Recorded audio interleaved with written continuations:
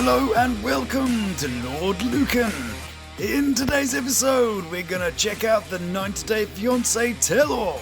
We'll see some world-class lip biting. And don't forget your nausea tablets. He tried to get some very white time. And there's a donkey. Hello there, my beautiful people, and Oh, tally-ho, yibbity-dap and zing-zang-spillit. Looking forward to bullying off for the final chucker? Answer the General, Baldrick. I can't answer him, sir. I don't know what he's talking about. and a second helping of love to the members of the Lucan Manor, and doses of love for those of you that have subscribed.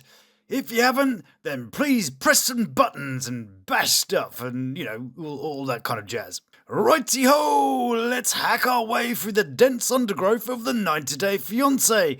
The other way around, tell all. Yeah, that's a nice snappy name. Or maybe 90 Duwata for short. So, let's see what's going on. We kick off with a little review of what's been happening outside the studio. Isabel and Gabe got married. And everybody was happy about that. But no one watching cared so much. Bit of a boring storyline, really.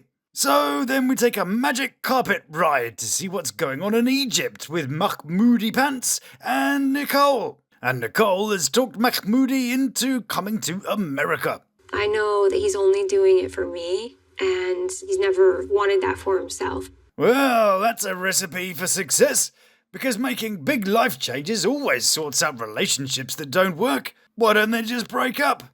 Oh, sorry, I was too busy flogging this dead horse right now. Please leave your advice after the beep.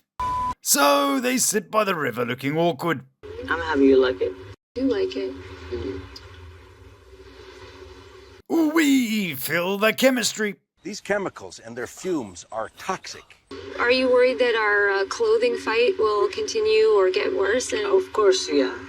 If these two didn't have clothing to argue about, they wouldn't have a lot to say to each other. It's so tired, this whole argument. Neither are going to change their minds. But what else is there in a relationship?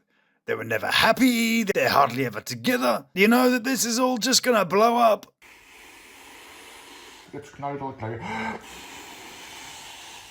maybe even like to, just like in the summer, kind of like wear a shirt that maybe would be to there. Like... Look at that face. Nothing else says, show me you're a patronising ass without showing me you're a patronising ass. But his response is, do as I say or I'll get all mad and throw my toys out of my pram. Well, is there any way that you could address your own anger about that? Nah, of course not. Don't be silly. Why work on himself when he gets away with blaming everything on you? But Nicole starts to fight back when he patronises her for threatening to leave the country every 5 seconds. And she hints at what she knows. Or go have little chats. Chat with who, honey? Then there's his tell. When Mahmoody lies, he laughs and can't look her in the eye. Chat with who, honey? Then here it is again, when he's trying to deny messaging other women. What I did? Well, I think she's about to tell you. How old are you? What are you doing? And did you make it back to your hotel okay last night? Oh dear, not some of that saucy hotel going back to, chat. Nothing gets in hotter than a bit of naughty concierge talk. But she doesn't do anything, and we cut over to Sandra Bernard and Revere Singh. Jen and Rishi. Give up नहीं करना चाहिए. Oh, I love a bit of Bollywood. All that dancing every 2 seconds really breaks up the film if you've got some dull dialogue. सीधा बोल दिया कि बोले ना. जो अपनी अंगूठी थी, ये उससे निकाल के मेरे को दे दी. Well, now off to see what Jaymi and Kris are moaning about this time. And Jaymi's having a party. Yeah, that looks fun. But Kris has some excuses to moan about. What is it this time? Feeling unwell? Wind blowing the wrong way? Someone parked a house on your sister? Ring around the rosy, a pocket full of spears. Oops, that's not the clip. Let's try that again, shall we? My son got into some trouble with some drugs. And I had to be there to help him. Yeah, you can always be there to moan and feel sorry for yourself, or send a gang of flying monkeys. That always helps people get out of jail. But then she goes on about work for about 5 minutes. I can't work here, so I'm there working. She just started working. She hasn't been working. I'm the only one that's been working. One of the things I hate about Chris's voice is that she's always trying to put on some artificial croak to it. And then she says, And then as soon as I started talking, you were jumping in. You weren't letting me talk. and promptly interrupts Jaymi. And right now, yes, How much did I tell you was the most I could spend for rent? But then Kris says she's done. That's right. I'm done. I'm melting! I don't care. Okay. I'm done. Oh, thank God. We don't care either. Obnoxious, self-pitying person. So then it cuts back to Gabe and his new wife, who chucks a bouquet on the floor. Yeah, good throw. But Lady in Black gets it.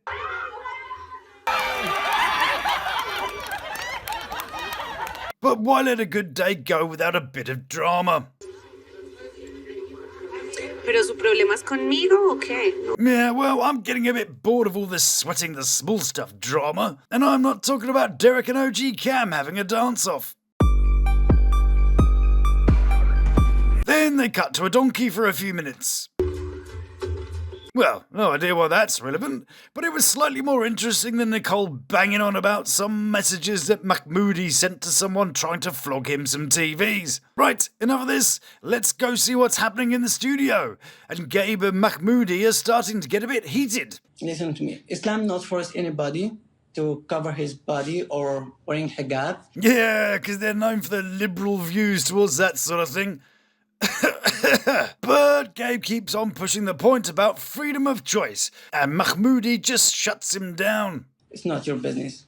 Oh, Mahmoud, honey buns. So basically, Oh yeah, poor old Mahmood honey bunny, your chauvinistic dictatorship is showing. Bless you. Okay, so there's two angles to this. Western culture says you can do what is reasonably acceptable to do within certain boundaries of decency and respect.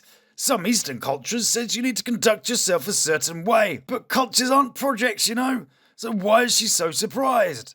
Are you going to teach your child if you have one? Hang on a second. There's an issue that he's raising. What the hell is DB wearing? Yes. She looks like she had a fight with Elmo and Lil Nas and God knows who won. Anyway, they're all still having a faith conversation. Are you going to make your child stay true to this faith you are now?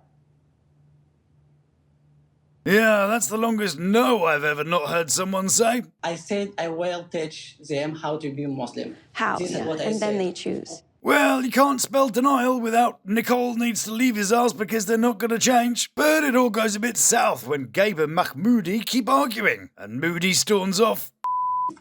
Don't Sweetheart, just tell your... I'm done. when he's challenged, he walks away. Shut up, ass. And Nicole does a crying face. But Mahmood isn't happy about it, and that leads us to a game of Guess the Swear. In this shot, we see some swear words edited out. Where are you, my love? I'm the camera now. I want to see this ass. Okay, yeah, so I can guess some of those. I can think of a swear that's 7 letters long. But what about this bit? I'm sorry, honey. I can't control what comes out of the mouths of other people. Okay, but so we have to belong together. Controlling what I'm going to say to this. Well, I don't know any 5-letter swear words. Oh, okay, actually, maybe he's dropping the N-bomb or something. I don't know. Let me know in the comments. So then we switch to DB and Oussama bin painting, and he puts the failure of the relationship down to disagreement about where they'd be settling. Well, we break up because DB told me that she will move to Morocco forever. But before, we never planned for this. Translated, that means I totally wanted to be a big, amazing artist in the US, and now I have to be a farmer and work for a living. What a jip. But Gabe comes back with a different perspective. It's like she could be using him to live in Morocco, but nobody acknowledges that. Yeah, okay then. What, because of that amazing healthcare? Or the abundance of sanitation and access towards them? Or maybe that thing that happens to tourists, or the targeting of Westerners. Yeah, that sounds great. But they'll have a right good laugh when Oussama been doing poetry. Says why he kept calling DB. Just to make things clear. Look at Rishi having a right good time with that comment. Because he totally didn't have a bunch of conversations after not accepting the fact that Sandra Berner dumped his ass. Yeah, that's well funny. But everyone is so busy up there on their moral high ground. Things were clear before you tried to make the phone calls. Yeah, because everyone should set their expectations before acting, yeah, Nicole?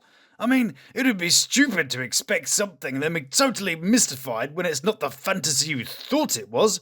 Right, Nicole? Who makes phone calls to tell somebody it's over when they're not taking your calls? Maybe someone who doesn't just fly halfway around the world to have that conversation in person. Because why call when you can fly 8,000 miles? But out come DB's son Julian. Julian. How can he come out and be tough when your name's Julian? You are so full of Take your hands out of your pockets, Julian. mess with somebody's mama. That's better. Now stand up straight, Julian. You in my world now. Bless him. Well, Oussama been all creative isn't really, is he? He's on screen. But you go, Jules. It's good to see a man looking out for his mum. Plus, maybe he could get a spot in MILF Manor after how Jen reacted to it. Saying, oh, I love you. Who does that? Yeah, who'd say that to someone? Some people are crazy.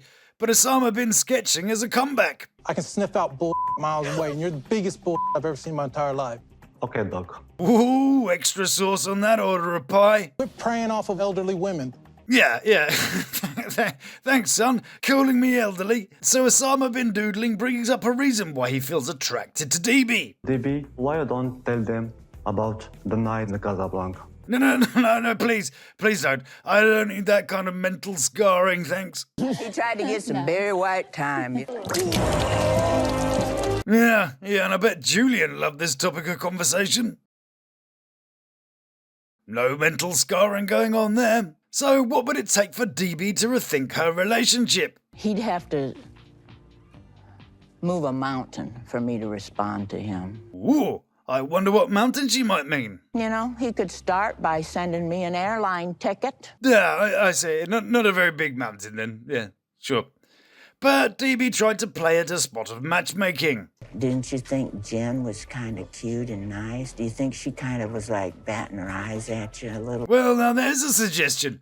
What do you think? Jules and Jen? Jenlian? Juji? Let me know your thoughts in the comments below. Well then, ladies and gentlemen, that's it from me today. I'll be back very soon for more, so don't you go changing. Stay beautiful. Love to my three. And you take care of yourself.